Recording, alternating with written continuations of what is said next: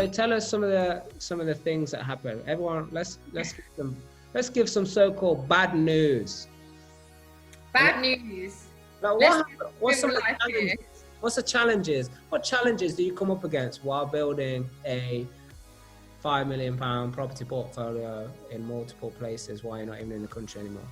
Yeah, loads of them. Absolutely loads of them. And what's interesting is the ones that I felt were challenges right at the beginning don't feel like such challenges now, but at the time they felt like enormous challenges. So I think some of the challenges that I've had are around like delays in terms of like going through the buying process. So at times it's taken me 6, 7, 8 months to buy a property because I didn't have my systems in order. So, you know, when I said to you on the second year, I bought like 5 more deals. Some of those deals I had already accepted them towards the beginning of the year, and it wasn't towards the end of the year that I actually took them on because the systems and the setup of trying to manage it while still working just wasn't there. And it was really stressful because obviously, as you can imagine, when things are taking months and months and months, you're getting chased left, right and centre from estate agents, etc. And it was really frustrating for me as well, because obviously I was like, come on, you know, I want to get out of this job and do all of that. But that was a big challenge for me at the time, definitely, was just the delays. But that I look back now and I know that that's just lack of systems, it's lack of experience of being able to, not having done it before. So if I hadn't gone through that process, how would I know now that we did need something slicker to put in place? Yeah. So that was a challenge for sure. So what will be interesting to hear from you then is the same thing around systems, and I love systems, and we teach how they implement systems in business. But even when the systems are there, in terms of delays in the buying process and other delays that we'll probably touch on as well, you know, in my experience, that still happens. So is that the same with you, even with systems? And if so, like, how do you handle it, or how did you handle it? Yeah, so they do still happen for sure. But actually, I think now, because of the experience I'd already been through, yes, it's less about us just being slow. That's what it was before, is that we didn't know what to expect. We didn't know what steps we needed to take. So everything was taking 100 times longer than it needed to. But now I think I just have the confidence to be able to say, this is where we are in the buying process, this is the situation, and the relationship building with agents, sourcing agents, the vendors directly has just changed. And I think we can instill confidence to say, actually, we are still going to buy the property, but we're just waiting for this, and then this will happen, and then this will happen. So it's just the management of it, which is down to me. So I always thought it was like, previously the challenge came from a lack of experience. Having gained that experience and gone through the pain, I feel much more confident now to be able to manage the delays without losing the deal necessarily. So I think that's what's changed for me.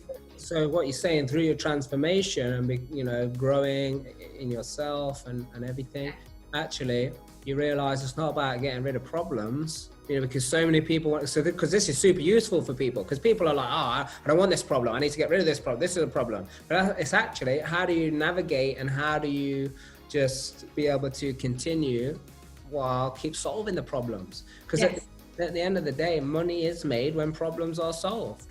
Exactly. Yeah, so you don't want any problems, then you don't want to make any money, or you don't want to add value to anyone. Yeah. And we could have just stepped back. I could have just gone, do you know what? Like, this was too painful. It's like really difficult. I feel like I've let people down because I've delayed things. A couple of deals fell out of bed. It's not great. But actually, I guess the decision was, no, I carry on growing. I'm going to decide to do it differently and just, hold my hands up when I've made mistakes and just say, sorry, I didn't know about it. And now I do. And then just manage it differently. Because the year after that, I negotiated 7 in a row, which took me nearly a year to get that over the line. So, boy, I had to learn quickly to just handle and stay in there with the vendors. And just the key thing with vendors, and this is the biggest learning I took from 7 in a row, because it was extremely challenging getting that deal over the line in a year, but just find out what the vendor wants at all times. And that changes a lot, funnily enough, as I learned through that. So.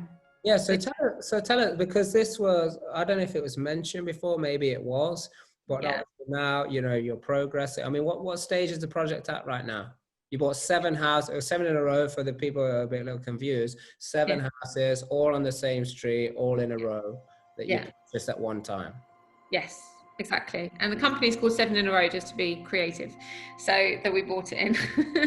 Super creative. Yeah, super creative. Yeah. So what's the company going to do next? Can you only buy 7 houses in a row, or? Yeah, I'm looking for the next. Yeah, we did think about that. I was like, come on now, we can't just do one. We've got to find more. So that's just the, we're going to put it out there now. It's going to happen. We're going to find another 7 in a row in some way. So yeah, so now it's refurbishment. So it's being refurbished as we speak. So we've had, in terms of your question about challenges, planning challenge came up with this one. So we bought it without planning. So again, there's a sort of, there's a level of risk that we took on.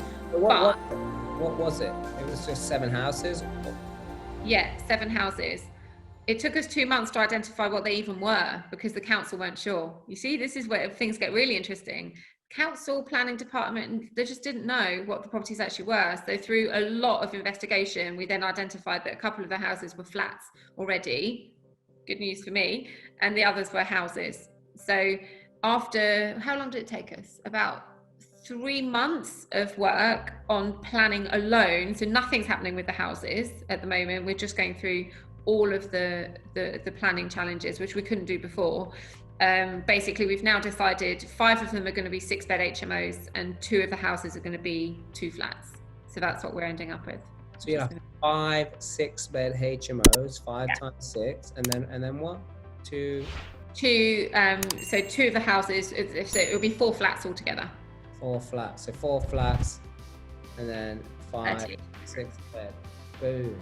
I mean, that's awesome. It's lovely. Yeah, it's good. Great. That is and awesome. the beauty of this project is that I'm really excited. I love it. Is despite all the challenges, it's still worth it.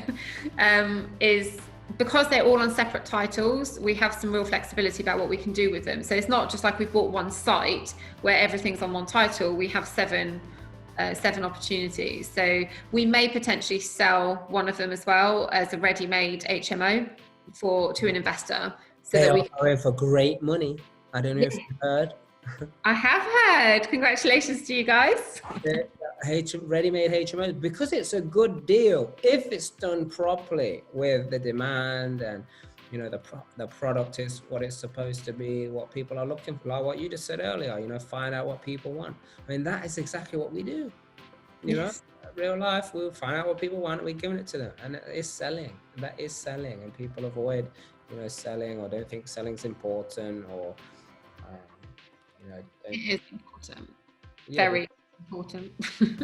It's everything. It's your communication. It's your life. It's getting what you want. It's getting your goals and dreams. It's fulfillment. It's happiness. It's progress. I mean, tell me who don't need all of that stuff. I think we actually need that. That's like human needs to be able to thrive as a being on this planet. 100%. But so coming back to that. That's very awesome. So what's the projected end figures of this, just so we can stay abreast of what's going on, and maybe going to have you on for TT3.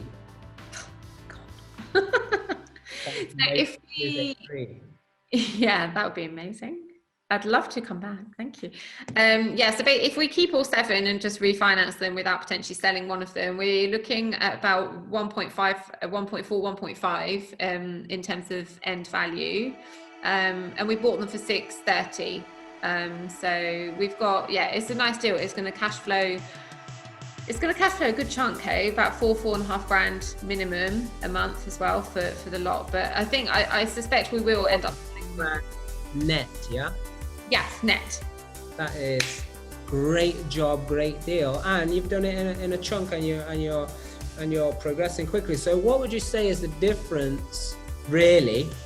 Because the mechanism, just in my opinion. So you don't have to go with me. But my opinion, when you buy your first one and when you buy the 7 in a row, the mechanism is very similar. Yeah. So what is the main differences? Because I know the only reason why I say this, because that whole thing around planning and all the rest of it, we've had that when we just bought one house, or we're just like building, a small site or a new build, or like all of this stuff. So the mechanism is roughly the same. Yes. So what would you say is the actual difference between you doing that first deal and doing deals like this? So I think the difference is the zeros. So when you're looking at the numbers, instead of like the value in Barnsley being like 150, it's now 1.4 or something, you know, the million, there's a difference in number, and it's not the number, it's the emotional impact that number has on us, which is what's and me and the team that creates the challenge, because people will walk away from it thinking, oh, it's much higher risk because the numbers are bigger. The refurb cost is, you know, nearly $500,000. Everything's like a big number. So I think that's the big difference, is that people have an emotional reaction to that number from their own money blueprint. So whatever's going on for them in terms of how they feel about money, how they feel about the numbers, will affect whether they go for it or not. So I think that's the main difference. In terms of the actual, as you say, like the semantics of actually buying the property, it's kind of the same. I still need a broker, I still need a solicitor, I still need the vendor to agree to what we're doing. You know, we still need planning. All of those things are still part of the process. That doesn't change. It's just, I think it's our emotions around it that get bigger because everything's bigger. That's what it is. Yeah, and that's why I love property, because, and that's why I'll say it, it's the easiest business that I've been in, because everything is already there. Like whether I'm bringing in the expertise to just convert, you know, just to do a flip, which is just do a renovation and sell it for more than I bought it, or whether I'm, you know, building a new house from scratch, the expertise is bought in. So it's the same mechanism. I'm just bringing maybe a different expertise. Maybe I'm bringing someone who might be doing residential lending to commercial lending. You know, it's just a different expertise, and it's where you go to get that expertise.